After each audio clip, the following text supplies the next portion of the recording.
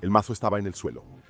A su lado, un hombre gimió mientras fusiles AK-47 eran apuntados hacia él. Cerca de ahí había una pala de zapador que más tarde sería usada contra su cuello. Las manos que levantaron el mazo nuevamente pertenecían a un mercenario que convertiría ese instrumento en algo famoso.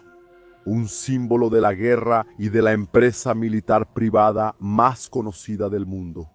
Su historia estaría marcada por la brutalidad. Pasó por Chechenia al servicio del gobierno ruso. En 2014 ya estaba en la guerra en Ucrania, mucho antes de la invasión a gran escala en 2022. Presenció a terroristas derribando helicópteros rusos en el desierto, pero también fue un agente del terror. Como francotirador quitó vidas en Siria, muchas veces de personas con corazones más oscuros que el suyo. Después participó en una de las batallas más famosas en Siria, cuando los rusos se enfrentaron a los estadounidenses. Gran parte de eso fue como integrante de un grupo de mercenarios que usó la brutalidad como propaganda para sus actividades y el trabajo que ofrecían. Su negocio era la muerte y el negocio iba bien.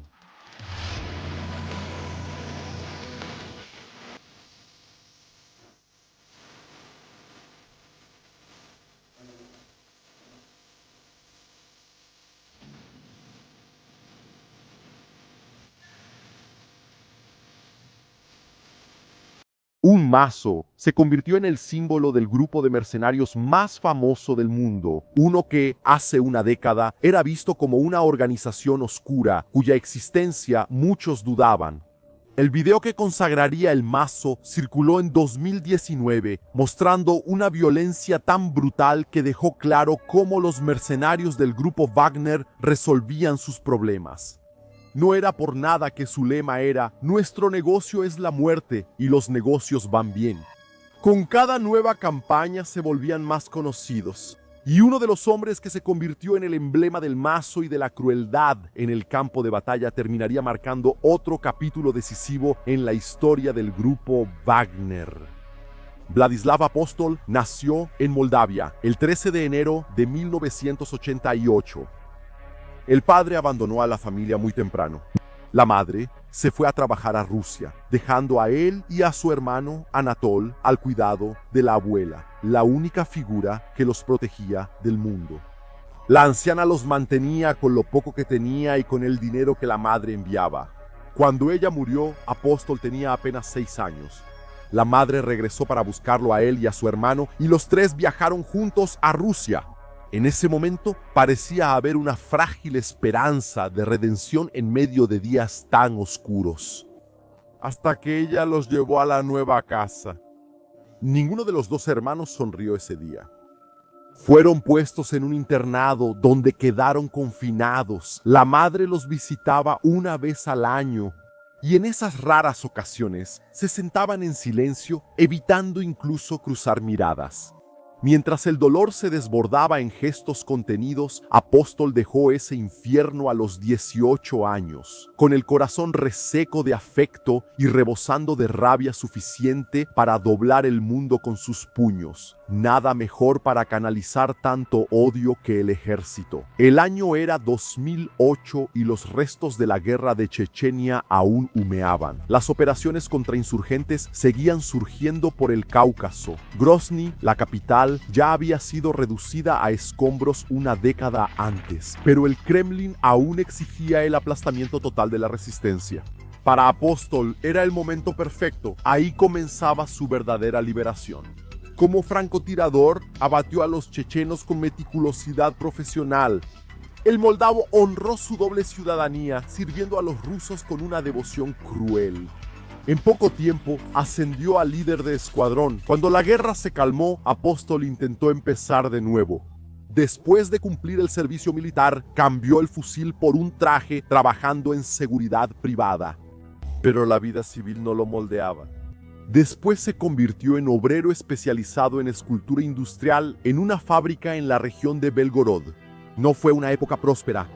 En 2012, él ya firmaba contrato con las tropas del Ministerio del Interior. Fueron tiempos de misterio. A sus amigos, él decía que consiguió un trabajo en Chechenia, sin especificar cuál. En las redes sociales, después se vieron fotos de él armado y con un uniforme sin identificación. 2 años después estaría en Crimea. Era el año en que comenzaba el conflicto en Ucrania, cuando tropas sin insignias tomaron el territorio ucraniano. Vladislav estaba en el inicio de lo que se convertiría en una de las guerras más terribles del siglo XXI. En poco tiempo, ya estaba luchando en el Donbass junto a las fuerzas separatistas, y ahí conoció a la orquesta con la que tocaría la Sinfonía de la Guerra en los próximos años.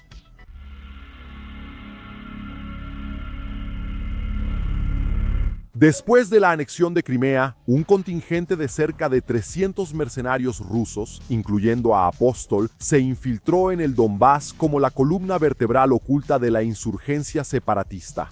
Su actuación fue decisiva para consolidar el control rebelde en la región, mientras Moscú mantenía su estrategia de negación plausible. Los recursos fluían directamente desde el Kremlin hacia la fuerza comandada por Prigozhin y Dmitry Utkin.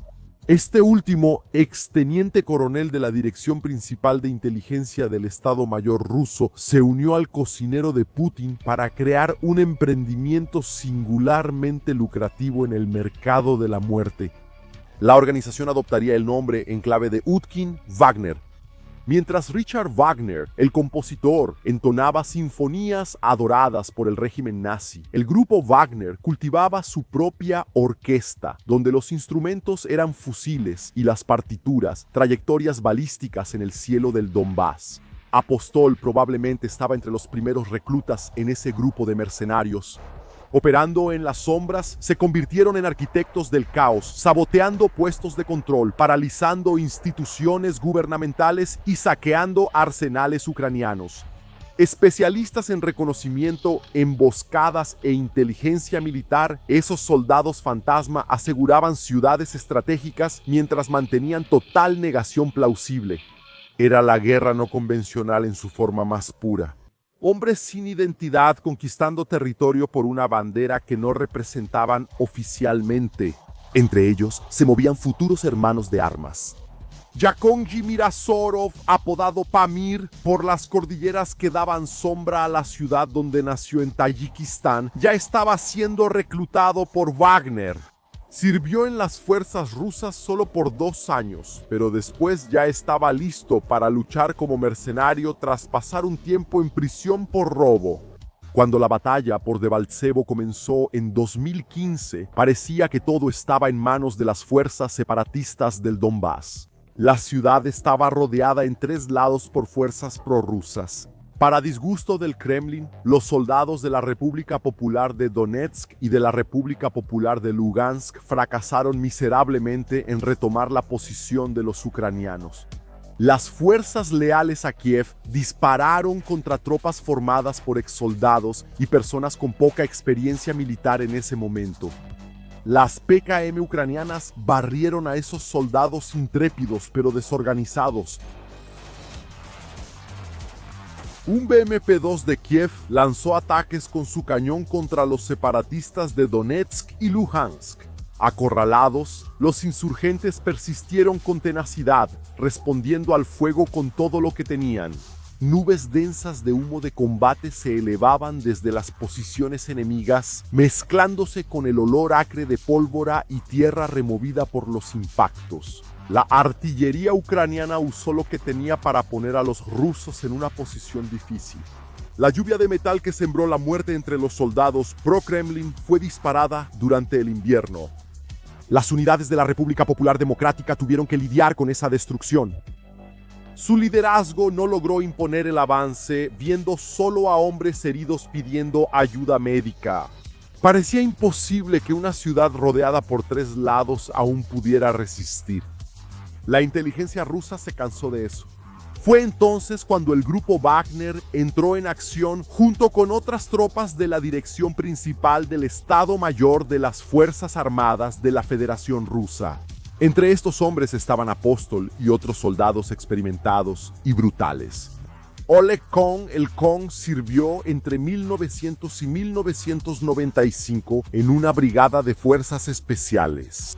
Luchó en Chechenia y fue herido allí. tenía un hermano que sirvió en el Servicio de Seguridad ruso, una de las agencias herederas de la KGB. Con esas credenciales y aún viviendo cerca de una de las bases del grupo Wagner en Rusia, no tardó en unirse a la orquesta. La respuesta fue devastadora contra los ucranianos. Una tormenta de fuego de morteros destrozó Debaltsevo. Explosiones continuas sacudieron la ciudad como un terremoto prolongado. Bajo el diluvio de acero y fuego, las líneas ucranianas empezaron a ceder. Espesas cortinas de humo de combate envolvieron toda la ciudad, transformando el escenario urbano en una pesadilla surrealista. Con cada nuevo impacto, las defensas ucranianas se desintegraban aún más. Fue entonces cuando las fuerzas separatistas lanzaron su ataque final. A través de la niebla gris surgieron las siluetas de los combatientes avanzando. Ametralladoras rugiendo, granadas explotando, el suelo temblando bajo el peso de su avance implacable. Debaltsev estaba cayendo. Finalmente, en febrero de 2015, la resistencia ucraniana fue destrozada. Sus soldados comenzaron una retirada desesperada, con decenas de blindados, llevando a los hombres por los rincones helados del invierno. El humo en ese momento venía de los motores de los vehículos, pero eso cambiaría. El grupo Wagner puso su artillería a disparar contra esas tropas que tanto trabajo le dieron a los rusos. Los disparos volaron por los campos, cayeron sobre las columnas ucranianas. La destrucción detuvo los vehículos. Los hombres fueron destrozados cuando fueron alcanzados por la furia de los mercenarios. Muertos y heridos fueron abandonados durante la retirada. Tal fue la desesperación. Los ucranianos empezaron a experimentar la brutalidad del grupo Wagner. Aunque en ese momento el crédito fue dado a las fuerzas separatistas, Apóstol salió de esa lucha más experimentado, ganando su pase a Siria. En esa misma época, otro futuro compañero de Apóstol se unió a las tropas de la orquesta. Vladimir Kitaev, alias Chino, exsoldado de la 14ª Brigada de Fuerzas Especiales de Rusia y condenado por apuñalamiento, firmó el contrato justificando que quería mejorar su situación financiera y ya estaba listo para ir a Siria con Apóstol. Vladislav Ponchuk, quien sirvió en las tropas internas del Ministerio del Interior, al igual que su colega moldavo, alegó el mismo motivo para firmar con el grupo Wagner. Un grupo de asesinos fríos que se reirían juntos de una tortura comenzaba a formarse.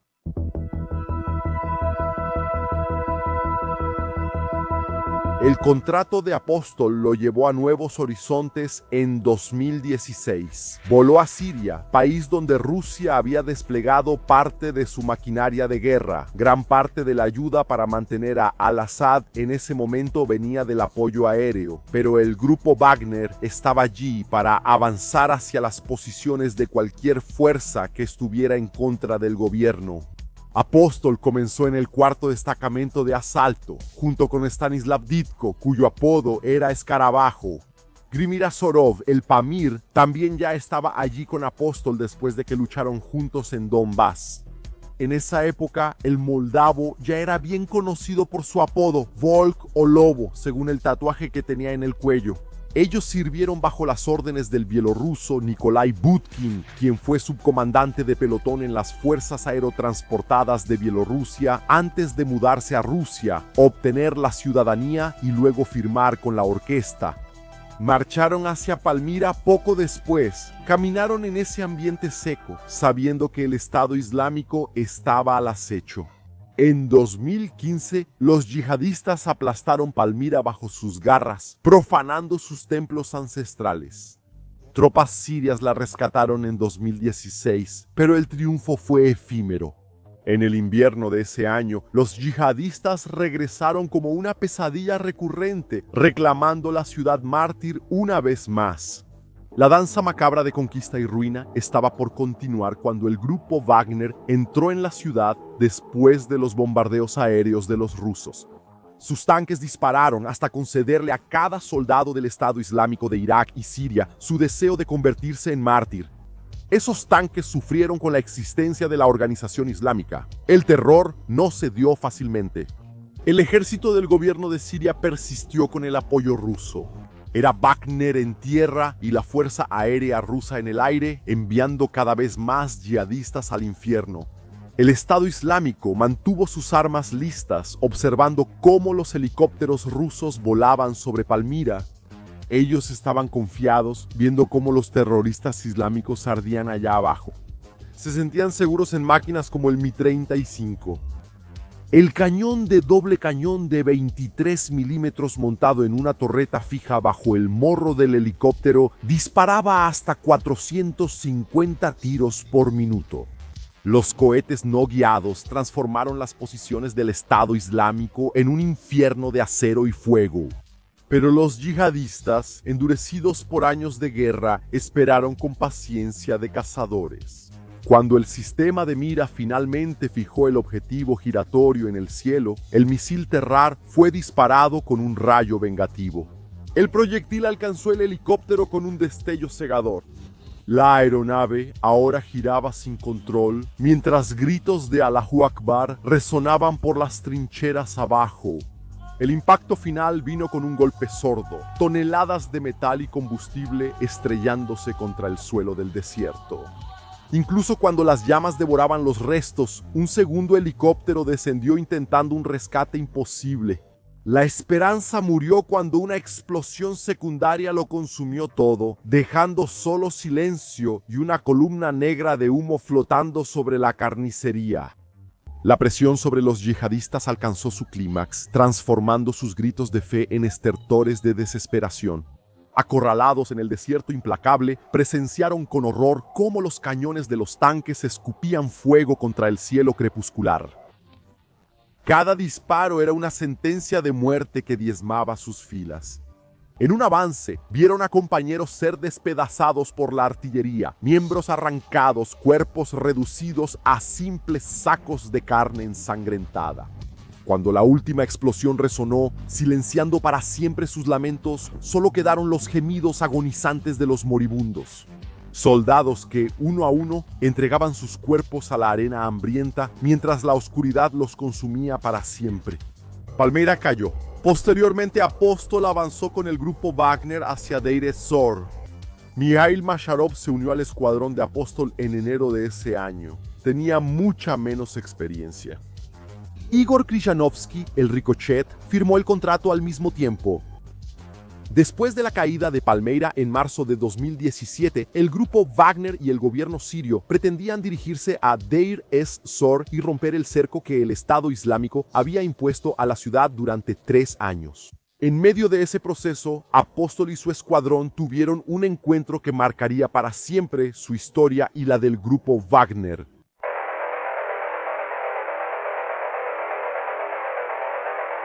La batalla en Deir ez-Zor transcurrió de la manera típica de Siria, brutal, bajo un calor abrasador y con la muerte sin respeto por uniformes o vestimentas civiles.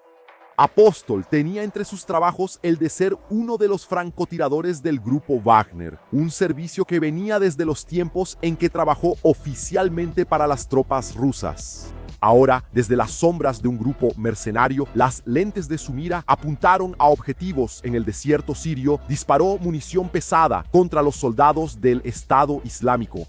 Sus disparos derribaron a muchos de los terroristas, lo que hacía incluso parecer que el mercenario era parte de las fuerzas del bien, liberando al mundo del horror de esos yihadistas. La guerra puede tener personas buenas, pero también existen en gran cantidad las sombras donde personas malas se enfrentan.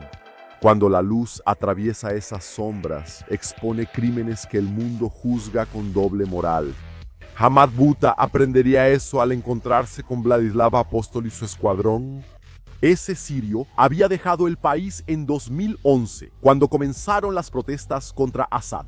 Llevó a su esposa y a sus 4 hijos al Líbano, donde trabajó durante años. Incluso recibió noticias de que su tierra natal fue arrasada por la guerra civil. A principios de 2017, los rusos bombardearon Creta, quitándole la vida a su madre, Aisha, mientras iba a colaborar con el gobierno de Siria contra las fuerzas rebeldes. Buta regresó solo a Siria después de eso, pero fue arrestado por el gobierno, que afirmó que era buscado para servir obligatoriamente en el ejército. Le envió un mensaje a la familia avisando que iba a escapar y desapareció. Logró escapar, pero se perdió en el desierto. Sediento y hambriento, terminó acercándose a un campamento militar cerca de la planta de gas Al-Shire en Ronsk, al noroeste de Palmira. Fue recibido por los soldados del grupo Wagner. Entre ellos estaba Apóstol, quien lo recibió junto con Yerongir Mirasorov, Mikhail Masharov, Vladimir Kitaev, Vladislav Panchuk, Oleg Kong, Andrei Bakunovich e Igor Krisanovsky. No era por casualidad que estaban ahí. El grupo Wagner no trabajaba gratis. Había un acuerdo lucrativo por su participación en las batallas junto al régimen de Assad para desalojar al Estado Islámico de los campos de extracción sirios, incluida la planta de Al-Shire. Ebropolis, una de las empresas de Prigozhin, supuestamente aseguró cerca de $162 millones en ganancias en 2017 en Siria a través de un acuerdo de reparto de ingresos de esas plantas. Apóstol y los mercenarios capturaron a Buta y al principio no supieron qué hacer con él, pero pronto lo acusaron de ser un espía del Estado Islámico. Acudieron a sus superiores para saber qué hacer con el desertor capturado. Las fuentes difieren. Algunos dicen que el propio Utkin Wagner dio la orden. Otros dicen que las palabras vinieron del bielorruso Nikolai Budik. Sea como sea, el infierno de Buta comenzó. La golpiza ya estaba avanzada en ese momento. Buta se arrastraba por el suelo sangrando cuando Apóstol llegó con el mazo.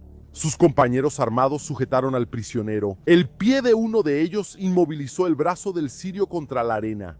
La súplica de clemencia ni el rostro retorcido por el sufrimiento impidieron el movimiento que dibujó un semicírculo en el aire hasta que el mazo golpeó su cuerpo.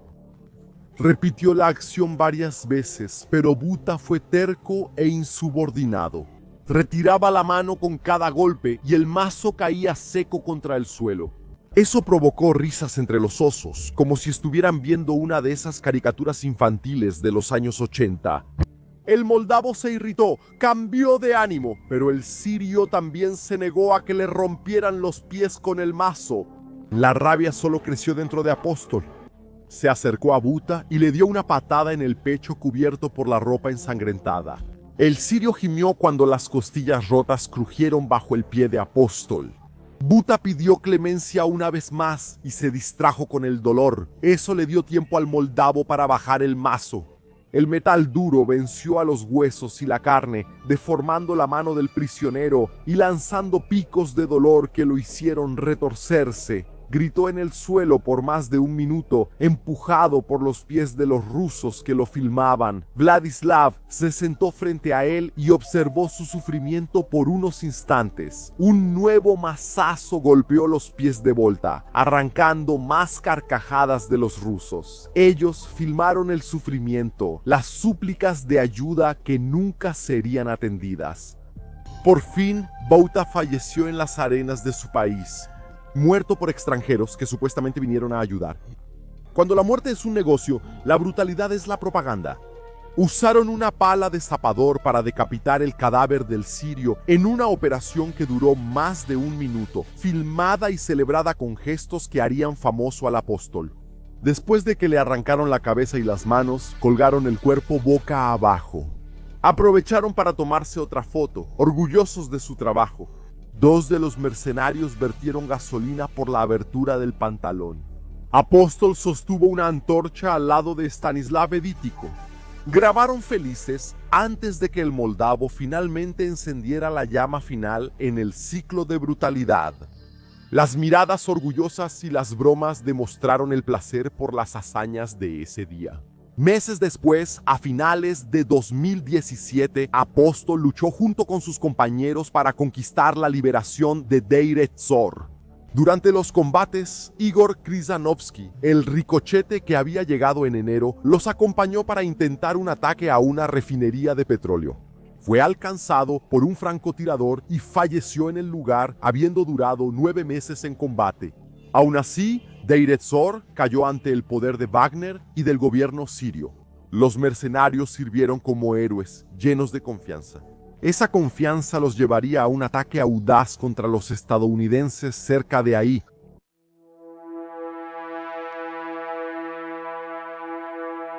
Wagner no podía detenerse. Después de Deir ez-Zor, a Wagner se le iluminaron los ojos al saber que la planta de Kono, una de las principales de la región, estaba protegida solo por 30 soldados estadounidenses y unos pocos soldados de las Fuerzas Democráticas Sirias o Fuerzas Democráticas Sirias, una organización compuesta por kurdos. Había una línea de desconflicto allí para evitar que las fuerzas del gobierno apoyadas por Rusia entraran en combate directo con las fuerzas democráticas sirias apoyadas por Estados Unidos. Aún así, a las 3 de la tarde del 7 de febrero, Apóstol comenzó a reunirse con sus colegas en la orilla oeste del Éufrates. El agrupamiento militar, teniendo como fuerza motriz al grupo Wagner, cruzó el río. Oficiales estadounidenses, al monitorear las transmisiones de radio interceptadas, identificaron voces en ruso entre los atacantes. Inmediatamente se enviaron alertas a través de la línea de desconflicto al mando ruso, informando sobre la presencia de las fuerzas de la coalición y de las fuerzas democráticas sirias en la región y solicitando moderación para evitar una escalada. Los rusos afirmaron que no había fuerzas de ellos ahí.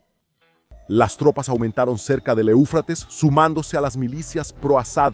Se observó una concentración de más de 500 combatientes leales a Assad, junto con 27 vehículos, como tanques T-70 y transportes blindados a pocos kilómetros al este del río Éufrates, cerca de la planta Konoko. A unos 30 kilómetros de Konoko, un puesto de apoyo, el Mission Support Site, albergaba a un equipo de reacción rápida. Ese equipo, compuesto por miembros de los Boinas Verdes y un pelotón de infantería de los Infantes de Marina, mantenía vigilancia constante a través de imágenes de drones, preparado para responder a cualquier eventualidad. Al atardecer, Apóstol siguió con la columna, emocionado por el avance. Sería un evento épico y muy anticipado. Tropas rusas enfrentándose a los estadounidenses en combate. Era hora de poner a prueba a esas fuerzas especiales de la Delta Force y los Rangers del Comando de Operaciones Especiales Conjuntas que estaban con las fuerzas democráticas sirias en Konoko. A las 8:30 de la noche, bajo el cielo nocturno del desierto, 3 tanques T-70 y 2 se detuvieron a menos de 1 kilómetro de la planta. ¿Distancia suficiente para disparos precisos? Adentro, los estadounidenses prepararon sus armas, ya enviando mensajes al puesto de apoyo. Hasta casi 2 horas después, comenzaron los disparos. El fuego cayó sobre los estadounidenses y kurdos atrincherados en la planta.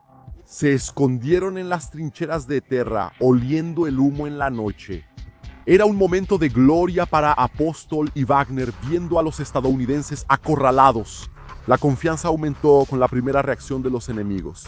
Oficiales en el campo y en el centro de mando se comunicaron urgentemente con sus homólogos rusos en la línea de desconflicto, reportando el ataque y solicitando su intervención para detener a las fuerzas atacantes. El mando ruso y el mando sirio avisaron que no era problema de ellos. La siguiente reacción no asustó a Apóstol, eran solo disparos de advertencia estallando en la noche. El avance de la columna continuó. La sonrisa en el rostro de Apóstol desapareció cuando el primer misil Hellfire cayó sobre la columna. El dron estadounidense MQ-9 Reaper que venía sobrevolando comenzó a disparar sucesivamente.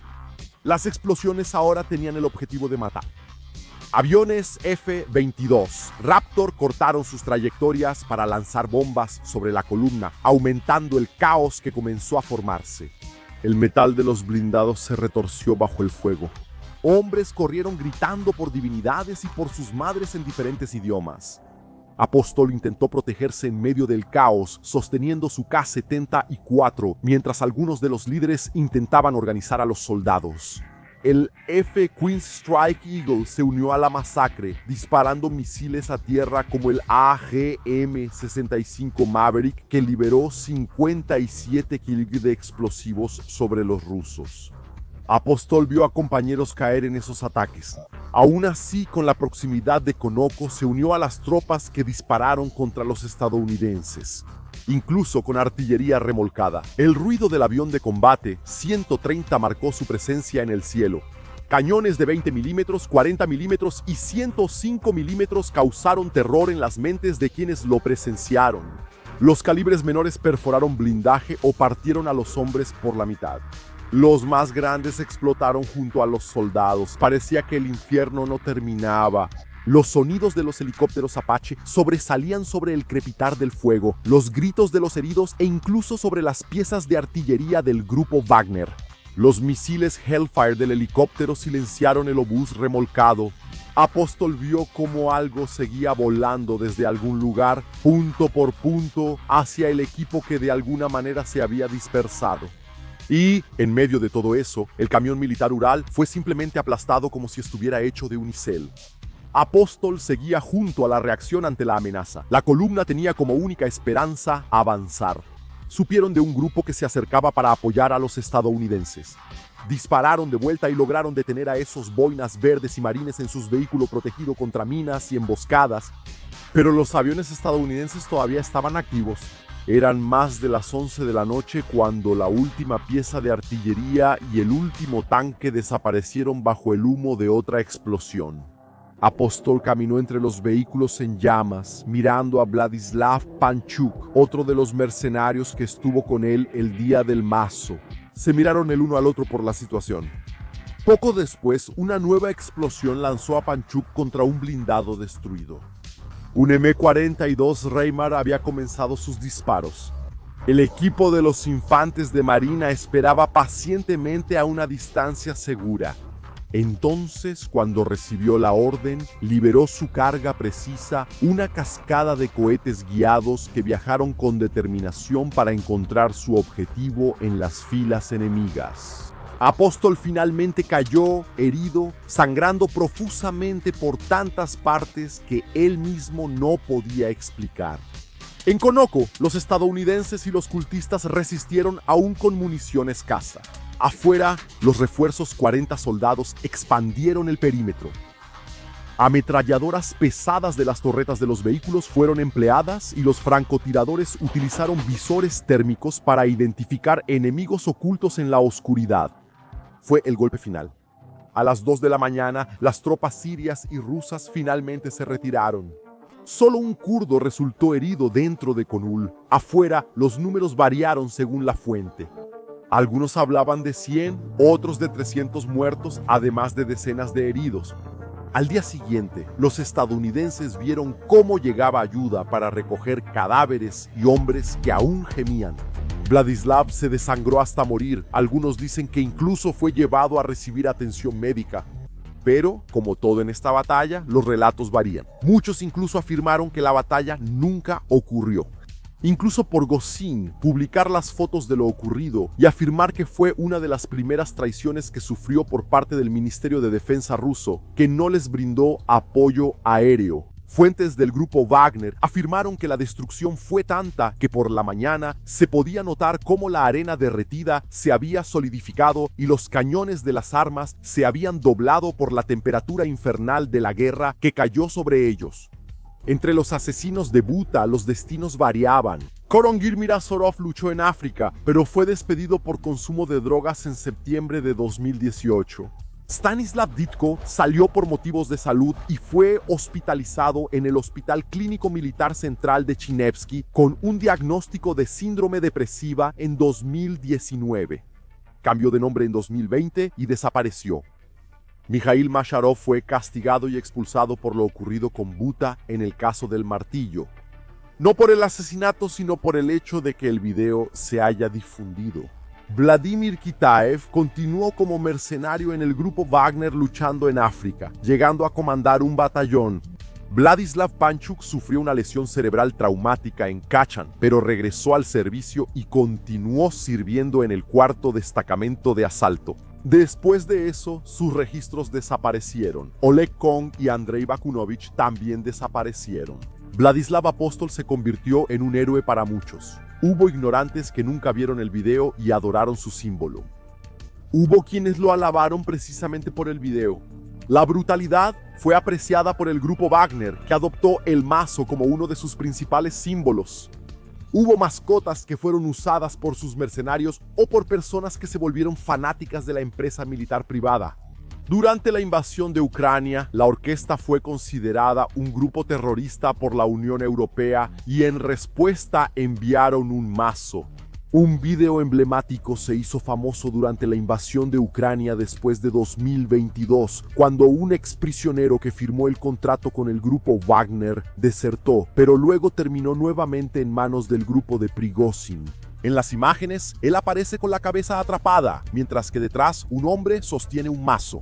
Con solo un golpe, el cráneo se partió y la brutalidad de la propaganda se hizo viral, mostrando lo bien que iban los negocios de la muerte. Posteriormente, los negocios empeoraron y hubo quienes negociaron mejor la muerte que Wagner Gru Apostol, y su mazo se convirtieron en un símbolo famoso mundialmente. Un crimen de tortura en el que las carcajadas resonaron junto al sufrimiento de un hombre. ¿Sería motivo para que tantas personas exhibieran imágenes asociadas a Evin? Era el tipo de orgullo que despierta en el corazón de los hombres en la guerra o en la paz, mostrando solo una parte de la podredumbre que puede esconderse en el alma del ser humano.